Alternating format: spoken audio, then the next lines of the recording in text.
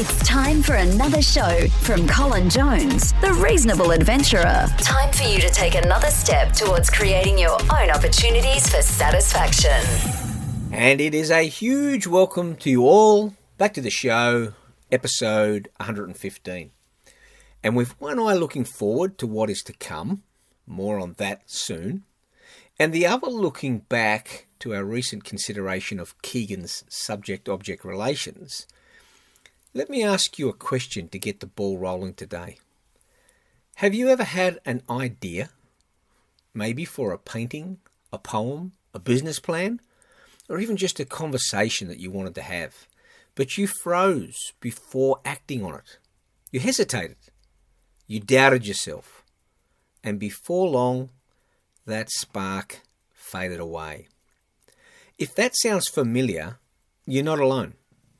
And today's book that we're going to look at is all about that moment and about what it takes to move through it.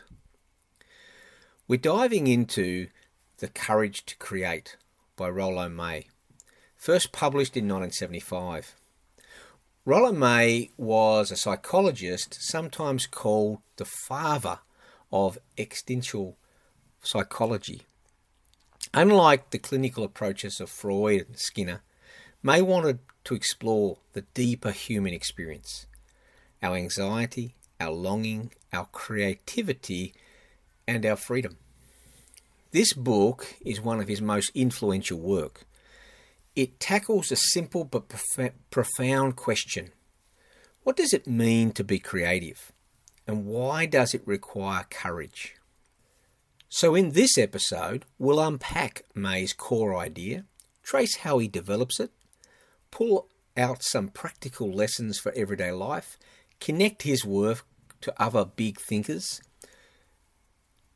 give you some suggestions for other areas that might be related, that might help you to explore it, and then we'll close out by thinking about how does this all relate to those key attributes of the reasonable adventurer. Sound good? Okay, let's dive in. So, what's the big idea of The Courage to Create? At its heart, May argues that creativity is an act of courage because it demands that we confront the unknown, risk failure, and bring something new into the world that has never existed before. That sounds lofty, but think about it. Every act of creativity, whether it's writing a novel, designing an app, raising a child, or simply saying something honest in a difficult conversation, requires stepping into uncertainty. You don't know how it will turn out. You don't know how people will respond. And you have to wrestle with your own doubts along the way. For May, this is why creativity isn't just for artists. It's a fundamental human activity. To live fully, we must create. But to create, we must be willing to face anxiety, embrace pauses, and take risks. That's the thesis. Creativity is not a luxury, it's a courageous necessity. So let's walk through how May builds this idea across the book. First, creativity as an encounter. May begins by defining creativity. He says creativity isn't just self-expression, it's an encounter with the world, with other people, with ideas, and importantly, with yourself. When a painter creates, they're not just splashing paint on the canvas, they're entering into a dialogue with colour, form, and meaning. When an entrepreneur builds something, they're encountering the needs of society and shaping something new in response. So creativity is relational. It emerges in the tension between the self and the world. Here's where things start to get a little bit more uncomfortable. May insists that creativity always comes with anxiety. Why? Because it forces us into the unknown. He writes about how many of us try to escape this anxiety by clinging to conformity, by avoiding risks, by staying comfortable. But the paradox is, if you avoid anxiety, you also avoid creativity. May reframes anxiety as a signal, a sign that you're on the edge of something meaningful. That's where courage comes in. Courage for May isn't the absence of fear, it's the willingness to act in spite of fear. He identifies different forms of courage. The courage to face death and loss. The courage to be authentic. And most centrally here, the courage to create. To create is to say, I will bring something into the world that didn't exist before. And I will risk failure, ridicule, or indifference. That's an act of bravery.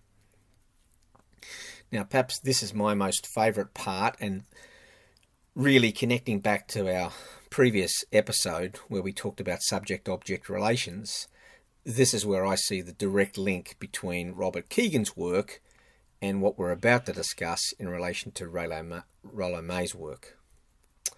So now, let's just take a moment to slow down and pay special attention, because one of May's most insightful contributions in his discussion is that of the pause.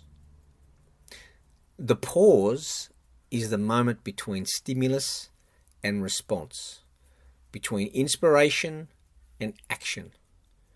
It's the stillness where ideas are incubated. May says the pause is essential because it allows us to integrate, to reflect, to let new possibilities surface.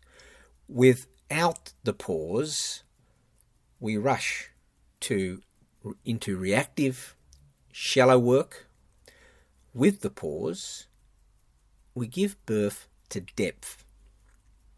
He even compares the pause to silence in music, that rest that makes the note meaningful. Creativity isn't just about producing, it's about allowing space for something else to emerge. Think about when you've had a great idea, while walking, showering, or sitting quietly. That is a pause in action. Another key theme is the way that creativity brings opposites together. Order and chaos, freedom and structure, joy and suffering. May argues that creative people are those who can hold these tensions without rushing to resolve them too quickly. They can live with ambiguity long enough for something new to emerge. Towards the end of the book, May talks about artists as models for us all. Not because everyone should paint or write, but because artists embody what it means to live creatively, to see freshly, to risk expression, to bring inner visions into outer reality. For May, the artist is not separate from society. The artist is the voice that reminds us what it means to be human. So, okay. Now you might be thinking, okay, that's all inspiring, but how does this apply to my life in any possible way? Great question. Let's take a few moments to see if we can make it a bit more practical. The next time you feel anxious before a presentation, a performance, or a new project, remember May's point. Anxiety is the price of admission for creativity. Instead of seeing it as a stop sign, see it as the fuel. Maybe the one area where I'm most excited about with this work, because I think it's the most powerful, is this opportunity to practice pausing, to build intentional pauses into your life.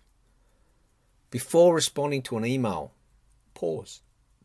Before snapping back in an argument, pause. Before rushing into a decision, pause. that's one area in my life where I see endless opportunities for improvement, because that tendency to want to jump forward. I know with my own challenges with ADHD that either the lack of patience or just the desire to move things forward and not give yourself a chance for a pause rarely leads to a good outcome. It more often than not, it means I've upset somebody. I've changed the mood of the environment around me. Creativity often requires us to step back, to let the subconscious work, and allowing fresh insights to surface. This could be done through journaling, meditation, or even just a mindful walk can create these pauses. I walk every morning and I know that I am able to process so many things in my hour and a little bit walk every day, because that's all I can do. I can't sit there and write it down. I can't jump on the computer. I can just engage in the thinking and the processes. I've written a book just recently about this whole process with the pause. So I'll put a link in the description of the actual podcast show for episode 115, where you can find that book, the title. And I'll put my email address there. If you don't want to buy the book, you just want an EPUB version, just send me an email. Happy to send you an electronic version. Next, May sort of talks about this, challenge of you don't have to start with a masterpiece. Send that email with an idea. Share a sketch. Try a recipe. Each small act of creation builds this, what he calls your courage muscle, right? And I think that's the challenge for us. How do we take small creative risks? We don't have to build up to some huge ability. We can just work our way through and gain confidence through what he describes as, this notion of the courage muscle. And there's an opportunity here to think about how we can embrace opposites. When you feel torn between two options, resist the urge to pick too quickly. Ask, what new possibility could emerge if I was to hold them both?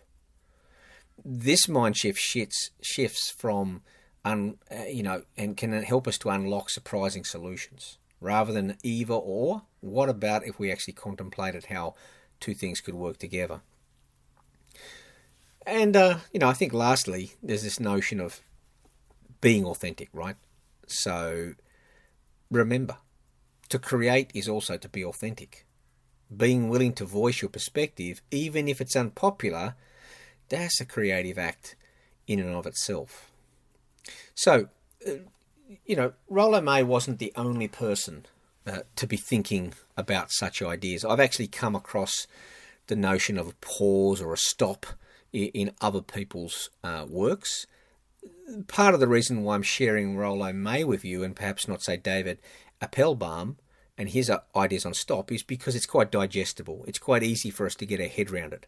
Whereas some of those other works can be pretty hard going in terms of the philosophical trenches that you've really got to be able to prepare to walk through to really get your head around those ideas. But there are some other thinkers out there that I think are quite complementary. I think Kierkegaard, the philosopher, also spoke about anxiety as the dizziness of freedom. And I think May clearly picks up on that idea and sort of tries to build upon it. Viktor Frankl, in his book, Man's Search for Meaning, which we will discuss in coming weeks, emphasised finding purpose in suffering, another way of turning anxiety into growth. Carl Rogers, the humanistic psychologist, wrote about creativity as a process of becoming, of being open to experience. And if we go back further, Nietzsche celebrated the creative power of individuals who could bring new values into the world. Even in modern productivity circles, the ideas like deep work by the likes of Carl Newport or mindfulness practices, these echo May's emphasis on pause and presence. So, what makes Rollo's May thinking, even though it is somehow related to some of these other areas? Well, I think his integration of psychology and existential psychology is interesting. Unlike Freud's focus on pathology and behaviorists' focus on conditioning, May centers human freedom and responsibility. That's his focus. Creativity isn't just a side effect of mental health, it's the very essence of a full life. Second, his emphasis on courage. A lot of people talk about creativity as inspiration, a talent, or a skill, but May insists first and foremost it's about being brave. That redefines creativity from something reserved for the gifted few to something accessible to anyone willing to face their fears. And third, and as I've clearly mentioned in this episode, the pause. While some thinkers celebrate action, May gives equal weight to stillness. He elevates waiting, reflecting, and holding space as essential creative practices. That's a subtle but transformative shift. So, if you're looking to read beyond the courage to create, there's a few other things that you might find. I think you can stick with Rollo May. I think his other work, Man's Search for Himself, and his other book, Love and Will, they expand on the themes of freedom, love, and meaning. I think they're excellent. If you enjoy the courage to create, then I think those two books you will enjoy as well. You can pair it with Viktor Frankl's Man's Search for Meaning from a different angle, but really tapping into the same sort of vein of thinking. I think Julie Cameron's The Artist's Way, if you want a hands-on guide to nurturing creativity. And then from a lot more of a philosophical perspective, Kierkegaard's The Concept of Anxiety, or Nietzsche's Thus Spoke Zarathustra. I think that'll work. But if you'd prefer to listen, you prefer, say, a podcast, look for episodes and shows like the Psychology Podcast or On Being. Both of those would help. So, what do we take away from Rollo May's The Courage to Create? Maybe it's this. Creativity isn't just about producing art. It's about living authentically, facing anxiety, and daring to bring new possibilities into the world. It requires courage, not because it's easy, but because it's hard. Because it demands that we step into uncertainty, risk, vulnerability, and trust the pause. Let me leave you with a thought. The next time you feel the flicker of inspiration, don't smother it with doubt. Pause. Breathe. Take the small, brave step of giving it form. Because in that act, however small, you're participating in what May calls the ultimate courage, the courage to create. And when I step back from this process and I think, how is it that our reasonable adventurers are able to tap in and strengthen some of their attributes? The most obvious attribute, I think, in this particular, there's two actually, I think, but the tolerance of ambiguity. For me, that's a clear connection, because to embrace what you don't know, to be able to operate in times of uncertainty, even if it's only a moment or a longer period of time, that's a challenge. And for a lot of people, it creates the anxiety. But if we embrace May's ideas, it's that anxiety that actually fuels the creativity.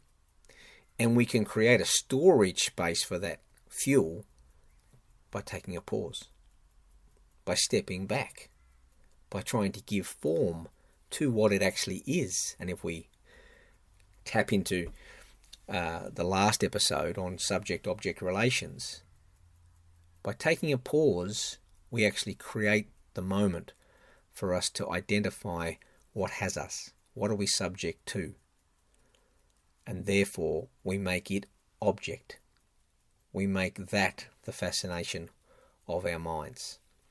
That's a really powerful thing, because that ambiguity can genuinely become the fuel for our future actions if we can create the right circumstances for us to be comfortable.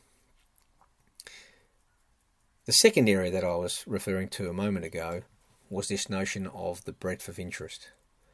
And I think there's an opportunity for us to embrace this beautiful idea of developing an uncommon interest in the commonplace. There's so many opportunities to be creative, to be brave in our everyday lives. But we ignore them. We don't see those everyday things. So I would encourage you to think about how can you just slow down moments in your life.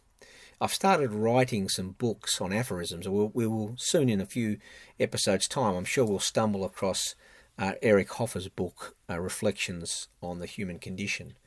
And what I love about Eric Hoffer's writing, beyond its practicalities, is the aphorism form that he uses. And I've started writing in that. What I find with the aphorisms is the process of writing them, trying to distill, an inkling, an orientation you have into your own psychology, into your own way of viewing the world and understanding it, and making a statement. That's really, really cool. What's even better about aphorisms is taking on board the idea that you can come across a brilliant book of aphorisms like Hoffer's Reflections on the Human Condition, but the book was never designed to be read from cover to cover, because then you lose all the potential value. The book is meant to be written 2 aphorisms at a time. One might only be a sentence, one might be a short paragraph. But that's the whole point. We want to create something that induces a pause, right? It's quite magical when you actually look at a book of aphorisms and you say, I'm just going to read 2. And I'm going to read it and then I'm going to think, wow, what does that mean? And if I can't identify what that means, what does that tell me about me? Is there something here I'm missing? Or if I do get the connection, is it something that I don't pay enough attention to, that I really should invest more time into? So, I'll leave it at that today, I think. Until we meet again, search for adventure everywhere.